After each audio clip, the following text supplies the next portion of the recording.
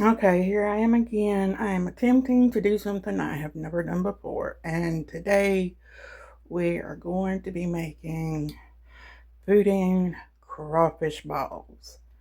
I'm attempting to do this because we're having a church thing tonight. And afterwards we're going to be eating fellowship hall. So let's tackle this recipe together and see if I can pull it off. Okay, first we're going to get a big saucepan, a frying pan, whatever you want to call it, and see if I can find my margarine. We're gonna need either half a stick of butter or margarine, or a quarter of a cup melted margarine. And I do not have any sticks to speak of, so I'm just gonna eyeball it here with just a tub margarine and see how things come out. Sticking butter sticking to the thing. Alright. That should be enough, I think.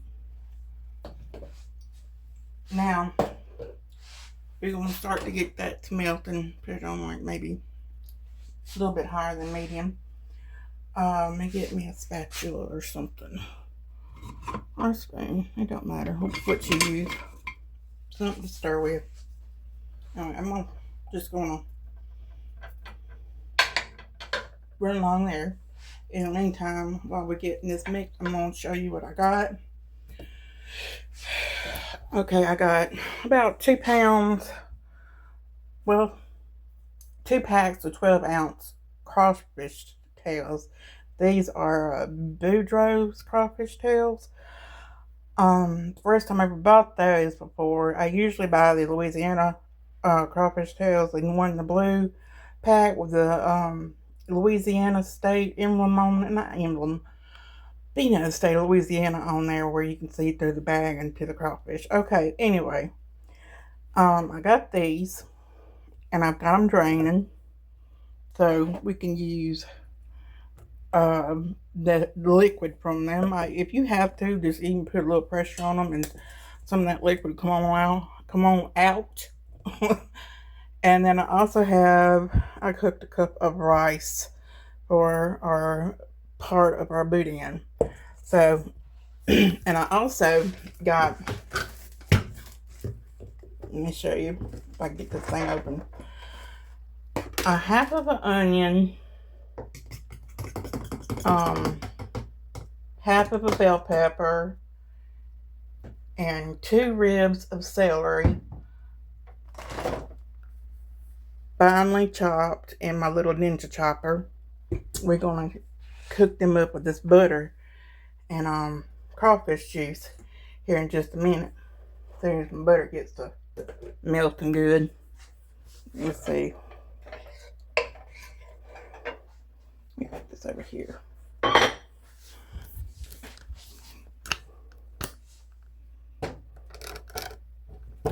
Probably ain't good for my little lazy arm stand, but we're gonna try to pull it off.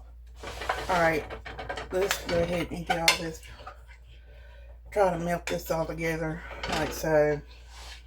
And it's about there, so I'm gonna go ahead and start pouring in.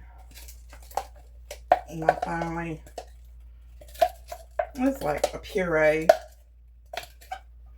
almost, if that's what you want to call it. I don't know, it's just really finely chopped up because I want these vegetables to cook up fairly easily to help save some time, because I'm going to have to refrigerate these before I fry them so that they'll firm up. But we got that done. I'm going to go ahead and put my blade back in my chopper. And I'm going to put some of this crawfish down in there to help save time, because I want to chop these up and I don't feel like getting that big thing out. So I'm going to go ahead and put some of these in this chopper, and I'm going to chop a little bit at a time, you know, and then we're going to put them in there when the thyme comes. I think I got all the juice out of that. That's about how much juice I have from the 2 packs of crawfish. And we're going to go ahead and just keep stirring this right here up. And I'm going to get, see, maybe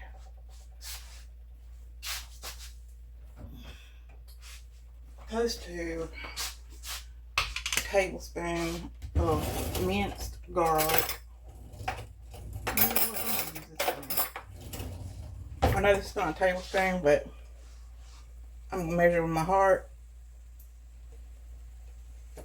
Yeah, that's about it. Anyway, we're going to get that and saute that up with our vegetables. And put the rest of this away for now. And in a little while, I'm going to attempt to do a sauce to dip these in that I've never done before either. Remoulade, I think that's how you pronounce it. But anyway, I'm originally from Louisiana, and I have never heard of these before. And I just, got an inkling today. Why don't I try to make something with crawfish in it, in bottle style, like a hush puppy? Well, I did some research, and I came across a couple recipes that talked about boudin balls. Like, well, I don't know how to make boudin, but I'm going to try. So I went ahead and gather what ingredients I had already here at the house. And we're going to try our best. Okay? I'm going to go ahead and I'm going to turn this fire up a little bit. I don't think it's time to add that just quite yet. But while I get these vegetables all cooked up, I'm going to pause the video right here and I'll be back. Okay, I got these cooked down good enough, I think. So I'm going to go ahead and I'm going to add my crawfish juice. It's made from the fat of the crawfish. So we're going to go ahead and start adding some of our seasonings into this juice. I am not going to put in direct measurements. I'm just going to measure what I think is appropriate and taste to see how I like it as I go. But so far I think that's probably close to a teaspoon of roasted garlic. You can use regular garlic powder. You don't have to use the same seasonings that I do, because I'm not using the same things that they did either. But it's oregano. But I'm going to put a little bit of thyme in there. Not much, because this can be a very, very powerful seasoning. About that much. Maybe 1/4 teaspoon. I don't think I need to put any more than that in there. And I'm going to put in some oregano, probably close to 1/2 teaspoon. Let's see.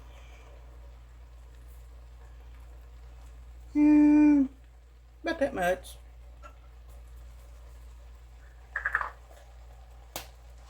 And we're going to go ahead and add in our parsley. And I'm going to just eyeball it again. Just put in whatever you think is best. I don't know what I just put in there. I just eyeballed it. Smoked paprika. I'm just going to turn it up, go hog wild, I guess. Put all that in there. I love some smoked paprika. And then I'm going to get some onion powder.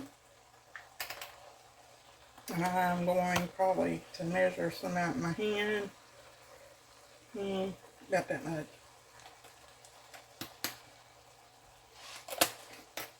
Turn this fire down a little bit.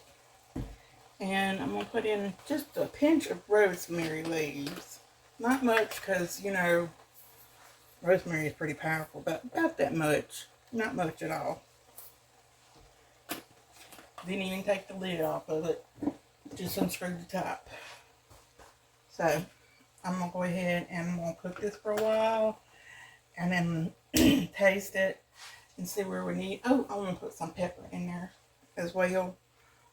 I don't want to make it too spicy because not everybody at church likes spice or can handle spice.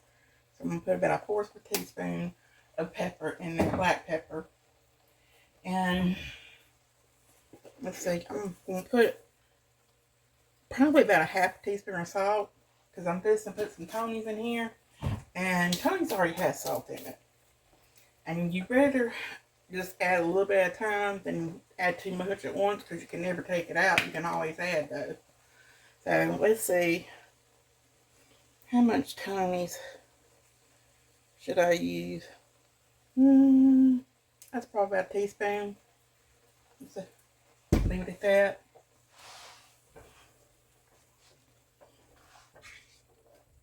A lot of people are adding Tony's and all this other stuff, and I'm sitting there thinking, Lord, wait just a minute now. Some of that stuff that you're adding, it's already in Tony's. So you might want to check it before you know, just throw it all up in there. Because cayenne and I think chili are in Tony's. So normally, if you have, like, pepper-wise, you don't want to add too much of something and it be something that you can't handle or too salty. But anyway, I'm going to go ahead and get me a spoon and taste and see what we got so far. Probably need to let some of this herbs cook down a little bit.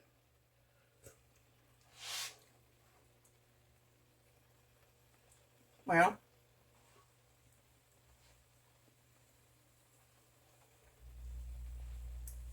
it's good. I just don't know what to think about it yet. Oh, what to do. Do I think it needs more salt? No, not right now, I don't, because, well, it may after I add all this, but, I'm going to go ahead and let it simmer for a few minutes and get some of them dried herbs all soaked up into all this juicy goodness, and I'll be right back. Okay, I'm still not sure what I think about this right here, but I got some Ole Bay right here. I'm gonna go ahead and add a little bit, not much, because I don't want to be overpowering. Just a little bit, and we're gonna see how much. That was probably maybe an eighth of a teaspoon. I don't know. It was very little, like a pinch. Stir that all up in there.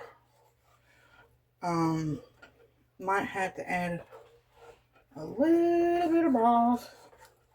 Not much, maybe a splash. So if you got some, I would use it sparingly. Because you don't want too much moisture. You want your stuff to kind of stick so it can be formed into a ball, right?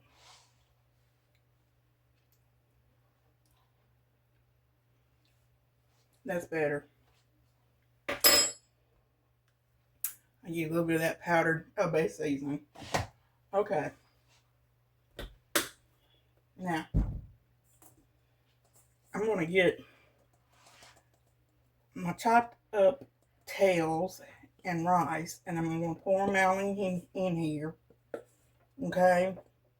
And if I had to, I might add a little bit of water and bouillon powder to make it sticky if I have to. But it might be something I'm going to have to do anyway. Anyway, I'm going to go ahead and I'm going to stir this all up and combine it and see where I'm at. I don't know if I'm going to have to add anything else to it or not, but we'll see. Okay, nothing's sticking together, so I'm going to go ahead and add some nice breadcrumbs. Maybe that'll help make it kind of sticky, you know, because the balls were not forming. If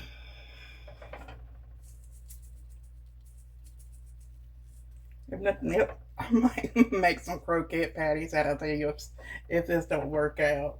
But we'll see. I'm gonna keep trying to stir in these breadcrumbs to see if it'll help, and I'll be back. Okay, I finally got to stick. What I did was I kept adding in breadcrumbs little by little until it would form a ball. So what I'm gonna do next is I'm gonna get a big cookie sheet out, and I'm going to start balling up my boudin, and then I'm gonna put it in the refrigerator to chill for probably 30-40 minutes. All right, I'm gonna clear out the space so I can make out my my cookie sheet, and I'll be back.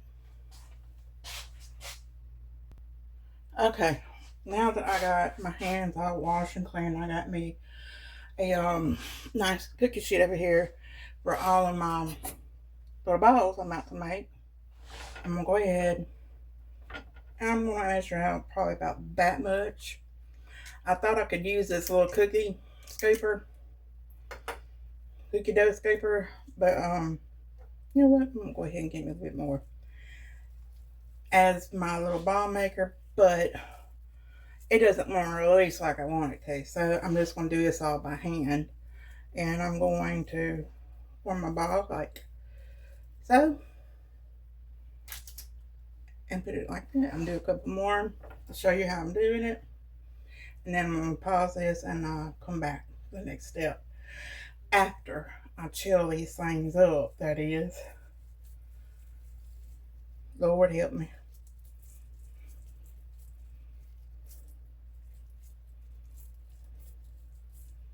Okay,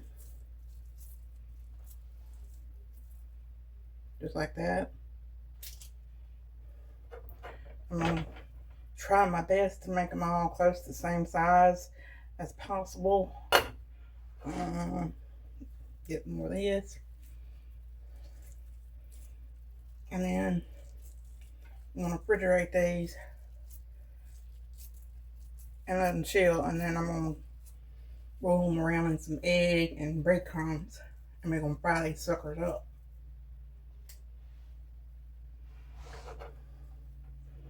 Okay, one more ball and then I'll be back, okay? So let's get this all out. Just a little bit more.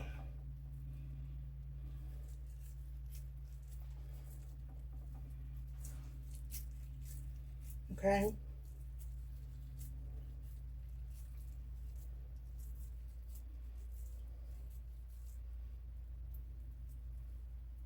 Just like so. Put that there. And we'll keep doing that until it's all done. And then afterwards, I'm going to chill them for 30-40 minutes. Okay. You can also probably use some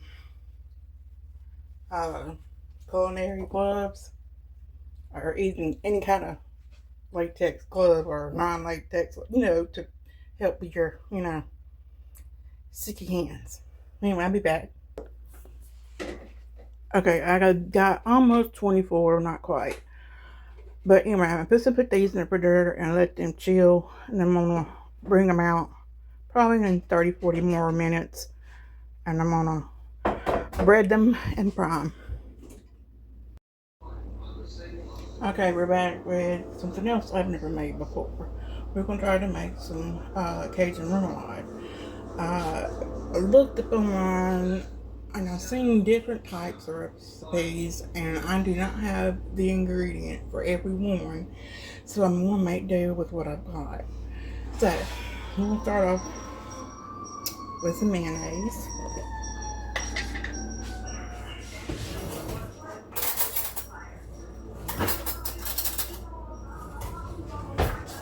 I prefer blue plate or Dukes, but you use whatever you like.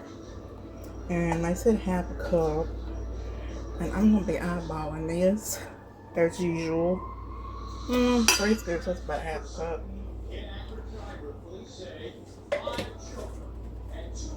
And get some little bit of lemon juice. Let's see if the lemon juice is still good. Where's the? I think I just bought it, but I don't see an expiration date. It's concentrate, so I'm gonna add a bunch. A couple drops. Okay. And then we're gonna add in a little bit of ketchup.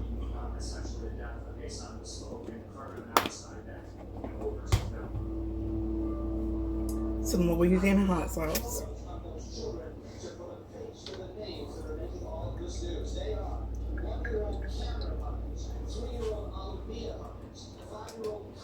That's probably about a teaspoon, maybe. They said to add in some Worcestershire sauce and some of them, some of them said not to. I mean, I don't know. I'm just gonna add it and we're gonna see what happens.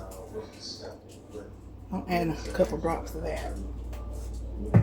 I don't want to cut any more onion and celery and bell pepper. So I'm going to be adding some of this dried minced garlic because we're going to let this chill for a little while in the refrigerator. And I'm going to add maybe a tablespoon of tomato paste. That's about tasteable, I think. You can find this at your grocery store around the pasta and tomato sauces. I'm going to add in some celery salt. I haven't used this before.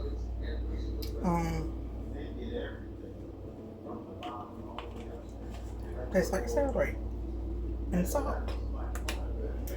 But we're gonna use that sparingly. And I'm gonna add some of this, the blend. It's basically just black pepper, salt, and garlic powder. So I'm gonna add some of it, not too much. And then I'm gonna add a little bit of thyme, just enough. And just a tiny bit of cayenne pepper.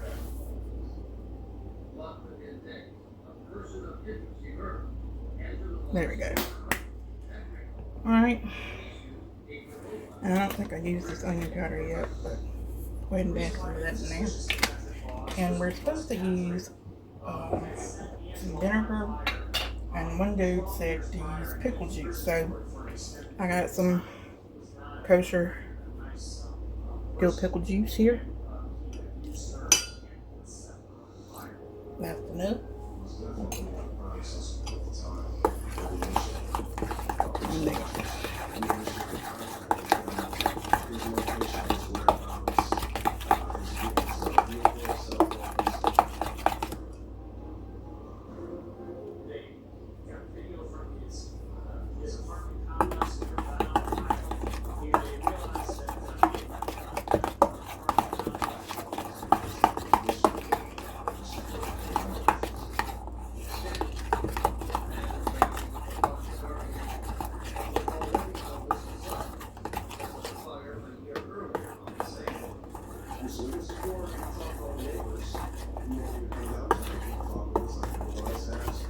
Okay, I'm gonna get a clean spoon and see how this tastes.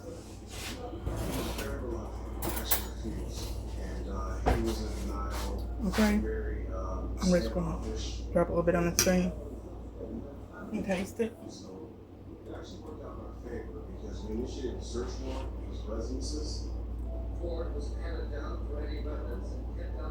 Oh, I know what's missing.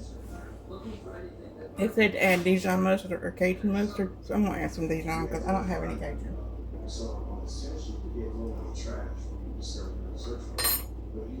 So, get this open.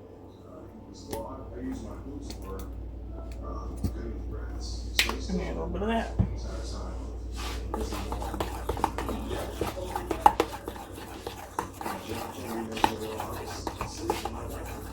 Today I am not all here. Most wet church house wet my thirst.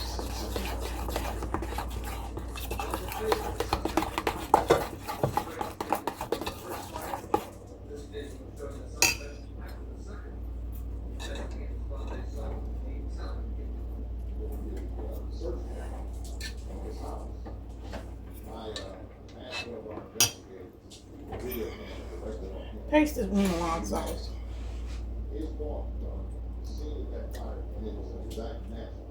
It's to dip those. That's alright. I don't have nothing to compare it to, so I'm gonna guess it's done. Okay, we're at the part where I am about to fry these bad boys up.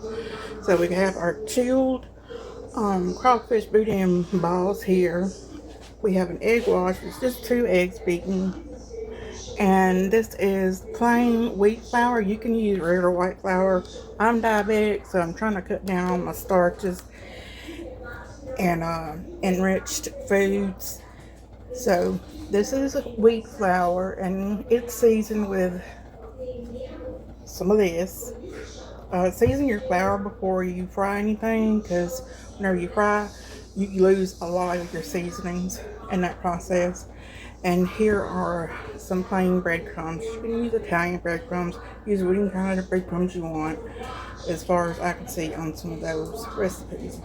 And my oil is around 250 to 300 degrees right now, so it's a perfect temperature. And we're going to go ahead and start getting these things ready to put in this oil to cook. So let's see if I got them in. Yeah.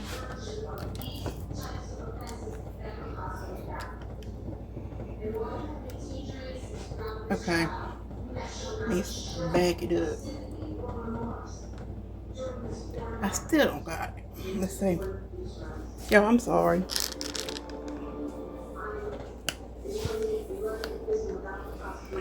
Okay. Now, is that good? Yeah, that's good enough, I guess. Alright. Right now, I'm going to go ahead and get a ball. Roll it around this egg, like so. And you want to use both hands doing this. One hand for your wet ingredients, which is your egg, and then the other hand for your dry ingredients,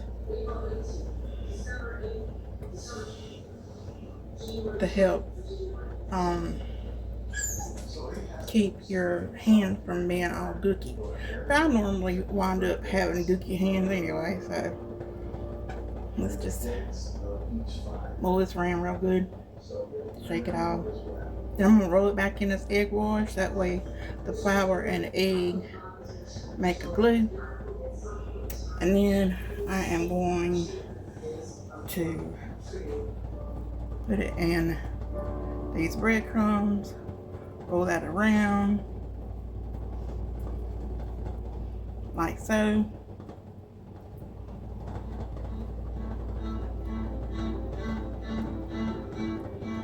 Okay, and when it is thoroughly breaded like this, you're gonna just drop it in your oil right over here and let it fry. Okay, I'll be back once I got everything good and done, and we'll see how it tastes. Okay, they're going to look like this real quick. Oh, let me get this right. They're gonna look like this real quick, so don't go far. So I just got this little solid spoon picked up out of the oil, and now I'm going to be putting it on paper towel to get the grease to drain off. Very little waste. I used probably about somewhere between 5 and 6 large eggs. What? And I am finally through. Good. Good. Either. One piece of forensic evidence.